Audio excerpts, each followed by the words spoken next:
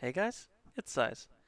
In this little video, I just wanted to quickly go over my opinion on the current state of Shadow Priest on the Dragonflight beta, as we are ready to go into the pre-patch next week.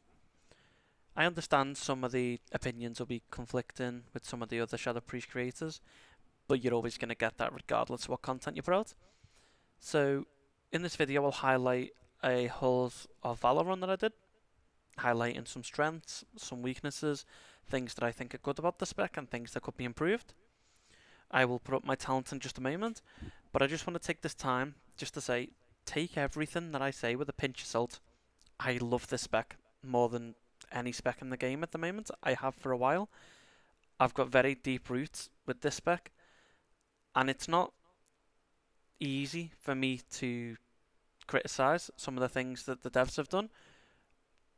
And obviously, I am going to be biased in some terms. I try to stay objective, but nobody is 100% objective, regardless of what they tell you. But with that, I'll let the video run. We'll have a quick look at the talents, and then we'll get into the content. So, for this particular run, I've only got clips of the video going, but somebody commented asking if I could do a run featuring Death Speaker and Pains. So this is a build where you're introducing Shadow Word Death as a form of cleave through Psychic Link, and it felt nice. It did some overall damage at the end that you can see, but it was a pretty nice build. I enjoyed playing it. I did miss out on Idol of N'Zoth, but it was fun to test out new things. So, as you can see now, one of the new strengths that I like about Shadow Priest is how quickly we can set up our AoE ramp. So in previous expansions, you had to spend a lot of time dotting up all your targets, but now we have access to an 8-target Shadow Crash with Misery involved. We have Halo on the opener, as well as having PI. You've got that Void Eruption to extend all your dots for the duration of the trash, meaning that you can spend your extra GCDs on Mind Seer. It is a bit weird having Mind Seer drain your insanity, but it's something you can get used to quite quick with the spec.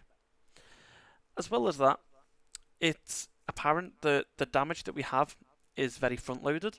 It's somewhat reliant on crits, but at the same time, it's always there. It's not something that you have to build up very quickly. If you have enough Vampiric Touches out, you're going to be getting these basically free casts of DP or Mind Seer. I've been using them on Mind Seer and Keys because it is a Mythic Plus encounter, but the more targets you have, the more procs you're getting. So as you can see on this pull, it's Mind Seer into Mind Seer, and the damage that's going out is insane. Tuning happens all the time, so I don't want to say Shadow does really good burst damage all the time, because it is entirely dependent on your scenario. And there were times in this dungeon that I could have executed better, especially when playing Death Speaker. But one thing that you'd have to take into account is that when we're doing these keys and we're doing different builds, of course people are going to spec into AoE for a Mythic Plus dungeon, but the damage on the boss is still fairly decent. You know, I was pulling 50, 70k openers on single target, providing I had my cooldowns. If you can run a dungeon where you can have CDs for trash and then have them up again for the boss, you will still be doing pretty decent single target. So one strength of the new Shadow Priest changes is you're not necessarily building into AoE and losing out on a lot of single target. It's quite interactive in the sense that you can take these AoE talents, and providing you still have your cooldowns up on a boss, you're still going to be doing competitive single target damage as well. And another thing, just to add on to it, the healing that I've seen Shadow Priest doing recently, even depending on the dungeon that you're doing, it is very high to say the least.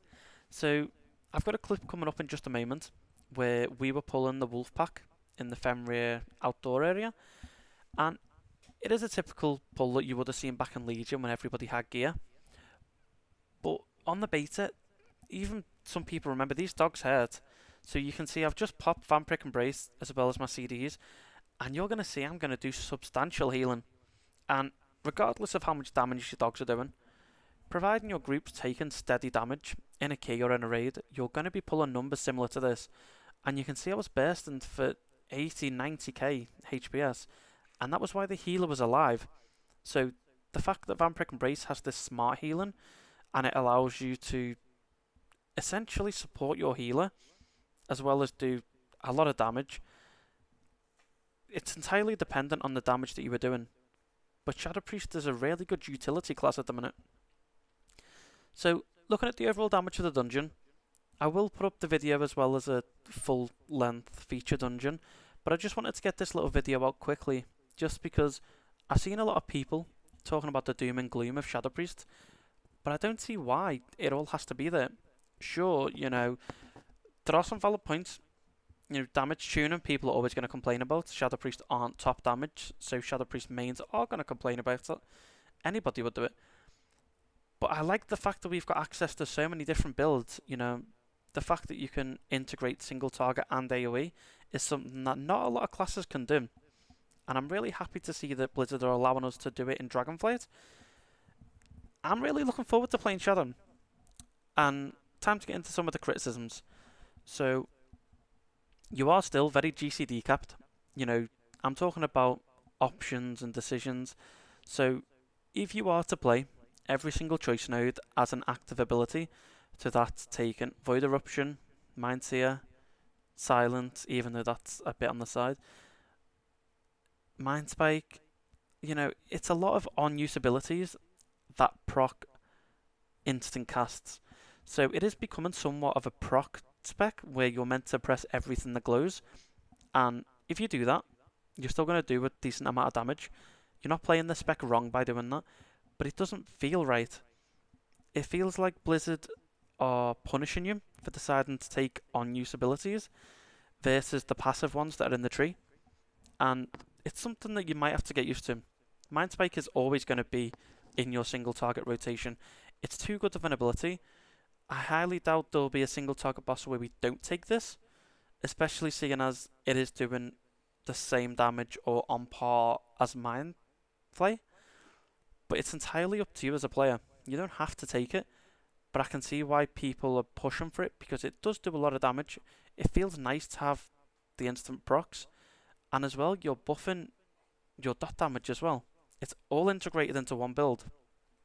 And as well, another issue is just that over the course of a fight, you need to hope that Blizzard tune the spec in a way that you're not going to drop off on pure single target over time just because your CDs aren't lined up properly. But that's very easily fixable just by using them on and off, especially in Mythic Plus. So I think I've said in the past, if you know a pack's not going to live for an extremely long time, try using Mindbender with a PI, and then on the next pull use Void Eruption. Completely up to you. You've got to test it. There's not one box that you can tick and it'll solve all your problems. There's always going to be issues with every spec in the game. But to the people that are asking, can I play Shadow Priest? Is it viable? Is the damage good? If you ignore the last question, because tuning happens right up until Mythic release, and even after, you shouldn't be thinking about damage right now. You should be thinking about, does the spec feel nice to play? And with taking Mind Spike out in a dungeon setting, Shadow Priest feels really fun to play in keys right now. I can wholeheartedly say that now and that I'm not lying about it. In terms of raid, yes, it can feel a bit bloated in single target with all the procs that you've got, but it doesn't feel bad. There have been plenty of iterations of Shadow Priest that have been worse, but people are going to jump on the bandwagon of, one person said it's not fun, one person said it's not playable. That's not the case at all. And I hope you guys, if you take anything from this dungeon or this video, just take the fact that you can play Shadow however you want. It's not going to make or break your gameplay. If it's what you want to play and you're interested in trying it out, ignore all the doom and gloom.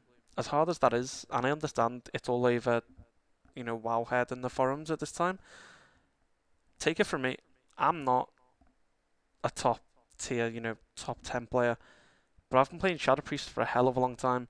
I've seen Shadow Priest be very close to unplayable, and I've still played it and still managed to put out numbers, be useful to my raid. And you still can in Dragonflight, the off healing that you do, the master spell, mind control on some fights still, you're still going to be an amazing asset to your team, especially now with the power infusion being shared to other raid members. You are viable. Don't think that you can't play the spec because a few people online said it's not working. You definitely can. But with that, guys, I'll leave the video here. If you disagree with anything I've said, if you want a bit more detail, feel free to comment down below and we can have a discussion about it. Feel free to like and to subscribe. I am probably going to start streaming on YouTube in the near future versus Twitch. It just makes more sense. Most of you guys, well, most of my audience came from YouTube. You know, it's a bit different if you're a big time Twitch streamer and you get your followers and subs to follow you over. But a lot of you guys have set me up, you know, for quite a nice viewing on YouTube. And if that's something you're interested in, let me know. I'm going to be setting it up and I probably will start streaming over the next couple of days. But with that, I can't thank you enough for your support, guys. It means a lot. But let me know what you want to see next, whether it's another shadow update, some builds that you want to see. If you want to know specifically how different builds work and interact with each other, I can do a video on that, although I've already done one. But things have changed since then, and things are going to keep changing, and I'll try and keep up to date with the changes for you guys. But as well, with Mythic Plus just being locked to the weekend instead of all week, which is a bit weird. But I do record videos as much as I can. I do have some ready to release. I just need to finish editing them. But thank you a lot, guys. I hope you enjoy the rest of your day, or have a good night, and take care.